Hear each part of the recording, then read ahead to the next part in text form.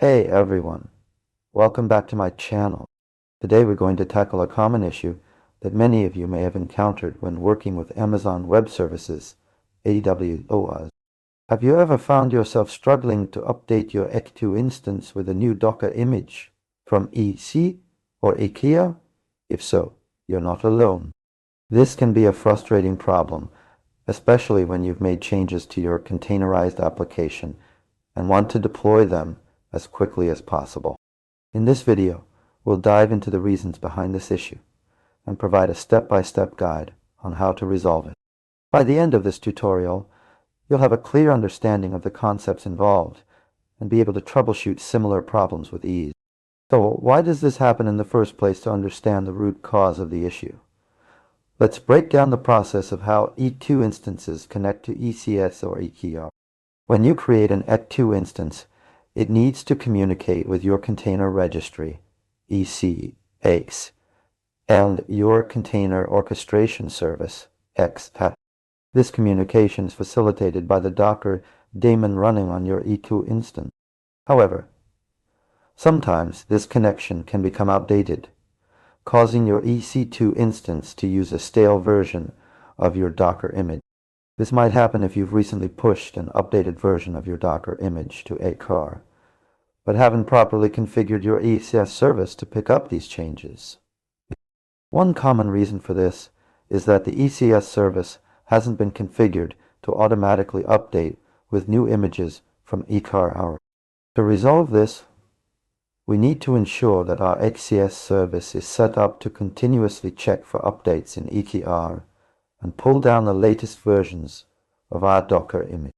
To do this, you'll need to navigate to your ECS service settings in the AWS Management Console and look for the Container section. Here, you should see an option labeled Container Definition. This is where we specify which container registry, ECR, our service should use to pull down images. Next, click on the Create a New Revision button. In this new revision, make sure that the image field points to the latest version of your Docker image in ECR.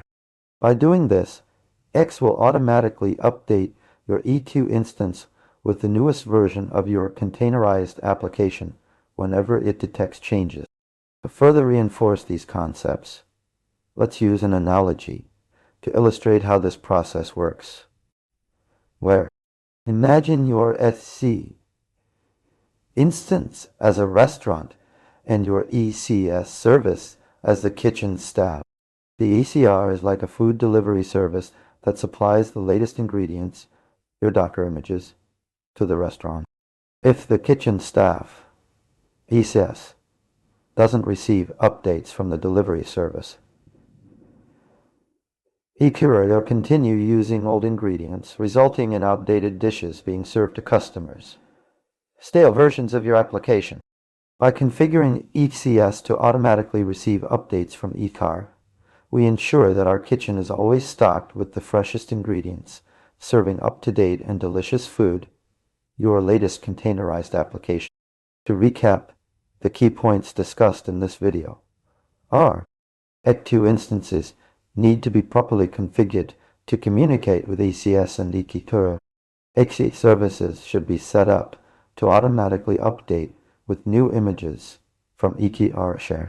Regularly updating your ECS service will ensure that your EC2 instance always uses the latest version of your Docker image.